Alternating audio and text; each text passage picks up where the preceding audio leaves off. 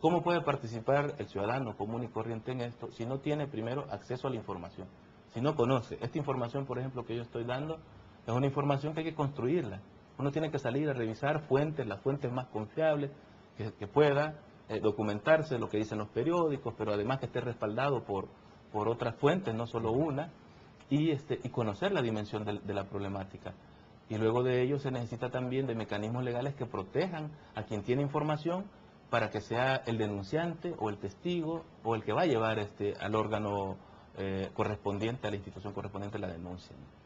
Por ahora en El Salvador tenemos una estructura que aliente a la ciudadanía a denunciar la corrupción, ¿o no? No, definitivamente no, porque no tenemos ni siquiera una ley de acceso a la información pública. Es más, hay hasta contradicciones en la misma ley de ética gubernamental. A mí me parece que esta ley, tal como lo dice la señora presidenta del Tribunal de Ética, la licenciada Lizeth Curi, quien tengo el gusto de conocer y le envío un saludo, creo que está haciendo un trabajo adecuado, digamos, para lo que es la competencia que le han dado. Ya dije, no le toca a ella combatir la corrupción, eso le toca al fiscal general de la República, le toca a ella hacer una labor de prevención. Ellos, digamos que el Tribunal de Ética de lo que se encarga es de llegar a aquellas conductas que sin ser todavía delictivas o que pudiendo llegar a ser delictivas, de lo que se trata es de combatir que existan principalmente conflictos de intereses entre la función que desempeña un empleado o un servidor público, que no se aproveche de los recursos del Estado, que se cuide bien los recursos, el equipamiento y todo lo que las instituciones tienen como parte de los fondos públicos, el cuidado adecuado de los mismos, y que si en el camino, digamos, se descubre que esa misma conducta no solo es éticamente reprochable, no solo se infringe una disposición administrativa, sino que también es un delito, entonces la propia ley lo resuelve y dice que no significa que por haber sido, digamos, juzgado en el Tribunal de Ética y sancionado con las 3 sanciones que el Tribunal de Ética tiene, no quiere decir que por eso no puede ir a la justicia penal, ¿verdad? De ninguna manera. Entonces puede haber también persecución a través de la Fiscalía. Entonces, a mí me parece que hay ciertas contradicciones, decía, porque lamentablemente hay cosas que a mí me parece que dejaron como todavía penetrados aquellos espacios o ciertos resabios que permiten mantener cierto tipo de relaciones entre personas o instituciones que son ventanas a la corrupción. Por ejemplo, a mí me sorprende cuando en el artículo 12, en el ámbito de aplicación, dice, esta ley se aplica a todos los servidores públicos, permanentes, temporales, remunerados o no, etcétera.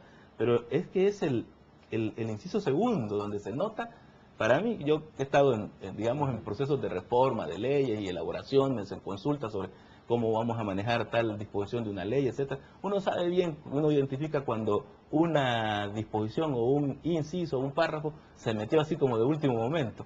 Pues yo creo que se metió de último momento en el artículo, es disonante con el resto de las disposiciones, dice el inciso segundo del artículo 2. El ejercicio de toda profesión, actividad empresarial, arte o industria es compatible con el servicio público. Lo leo de nuevo, el ejercicio de toda profesión, actividad empresarial, arte o industria es compatible con el servicio público. Las únicas incompatibilidades son las establecidas específicamente en la Constitución y las leyes. Yo me hago las siguientes preguntas.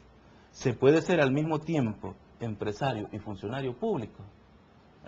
Puede ser que sí, puede ser que no, pero bueno. Segundo, ¿cuánto tiempo real se dedicará a una u otra actividad? Porque para hacer bien las cosas, o soy un funcionario público de tiempo completo, porque no me alcanzan 8 horas. Ahí entramos a la última resolución incluso que ha generado el tribunal, que para mi juicio sienta un precedente delicado en términos de lo que es sano y no sano en el manejo de los funcionarios, cuando dice que el presidente de la República, que en el caso de la demanda que se le puso al Tribunal de Ética por haber participado en un supuesto evento de recolección de fondos a favor del candidato de Arena, que como lo hizo en tiempo privado o no bajo un concepto de funcionario en trabajo público a favor del Estado, entonces eso lo puede hacer. Ese tipo de conceptos, ¿qué le está dejando a esto que estamos hablando? Efectivamente, ahí es donde a mí me parece que entra, como digo, en esa contradicción, esta disposición. Creo que es bien, ¿cómo decirlo?, con poco fundamento, no hay una profunda sustentación el hecho de decir que determinado funcionario ya estaba fuera de sus funciones. ¿Por qué? Porque en el caso del presidente de la República, al menos en ese caso, tiene ciertas investiduras que no puede, digamos, como dejarlas guardadas, pues, porque no se trata de cualquier funcionario. Él es al mismo tiempo el comandante general de la Fuerza Armada. Y eso quiere decir que él siempre va a tener esa investidura. Es el primer mandatario del país. ¿Cómo puede ser que él, después de las 4 de la tarde, ya no es presidente? Pues eso es imposible. Eso es de sentido común. Pues, eso es imposible.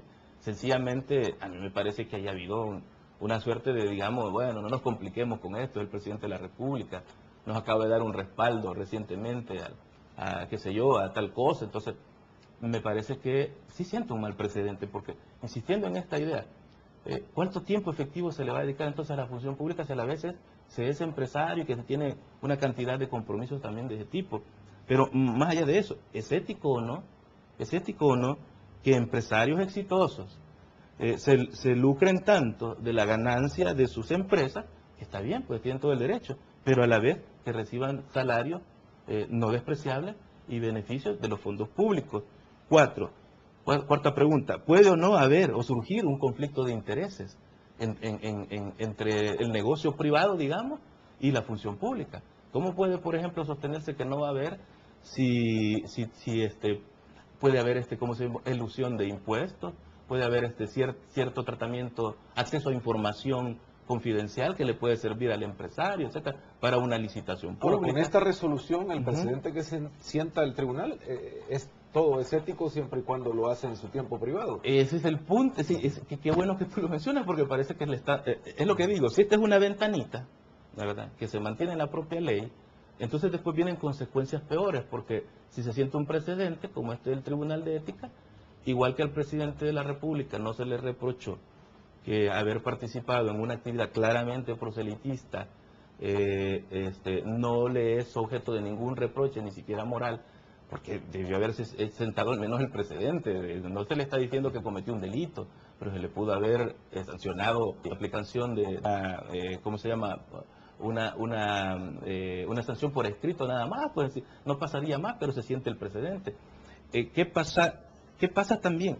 ¿Es moral o no, o ético, sabiendo que el país tiene pocas oportunidades laborales y que hay tantas personas con las capacidades, tantos jóvenes sin trabajo y sin embargo con las capacidades técnicas bien formados para desempeñar bien una función pública, y sin embargo esos puestos los están ocupando otros funcionarios que a la vez se dedican a sus empresas, ¿no? Entonces, me parece que a todo este tipo de interrogantes deberá responderse adecuadamente.